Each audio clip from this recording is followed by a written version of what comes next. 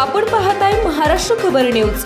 या बातमीचे प्रायोजक आहेत Shri Ganesh jewellers and Saraf production Pune.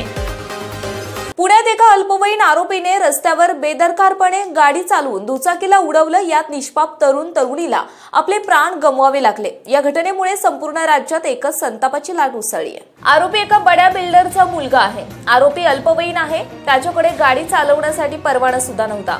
शनिवारी मध्यरात्री पुण्याच्या रुंद रस्त्यावर आलिशान पोर्शे कार वेगाने पळवताना आरोपीने दुचाकीला उडवलं। आरोपी यावेळी मद्याच्या नशेत होता। पबमध्ये दारू पिऊन बाहेर पडला होता। या प्रकरणात आरोपीचे वडील विशाल अग्रवाल यांना अटक करण्यात आली। पेशाने तो रिअल इस्टेट डेव्हलपर आहे। विशाल अग्रवालला मंगळवारी सकाळी छत्रपती संभाजीनगरमधून अटक करण्यात आली। या प्रकरणात आरोपीचे वडील विशाल अग्रवाल विरोधात FIR नोंदवण्यात आला आहे।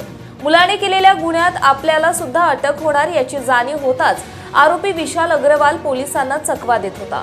अटक चुकवण्यासाठी विशाल अग्रवाल सर्वप्रथम पुण्यात दौंड येथे त्याचा फार्म हाऊस आहे तेथे गेला।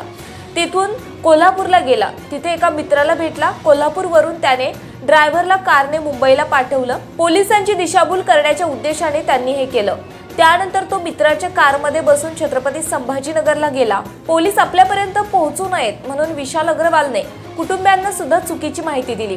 आपण मुंबईला जात असल्याचं त्याने सांगितलं। मोबाईलवरून पोलीस आपल्यापर्यंत पोहोचू नयेत म्हणून विशाल अग्रवालने वापरात असलेला फोन बंद केला आणि नवीन नंबर घेतला। मित्राच्या कारमधील GPS वरून त्यांच्या सर्व हालचाली पोलिसांना समजत होत्या। पोलिसांनी सर्व CCTV फुटेज तपासलं। अग्रवालने त्याच्या कुटुंबाला पाठवलेल्या मेसेजची पडताळणी केली।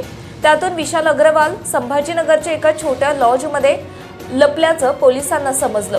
अखेर पोलिसांनी त्याला लॉजमधून अटक केली आहे। आपण पाहताय महाराष्ट्र खबर न्यूज। या बातमीचे प्रायोजक आहेत Shri Ganesh jewellers and Saraf production Pune.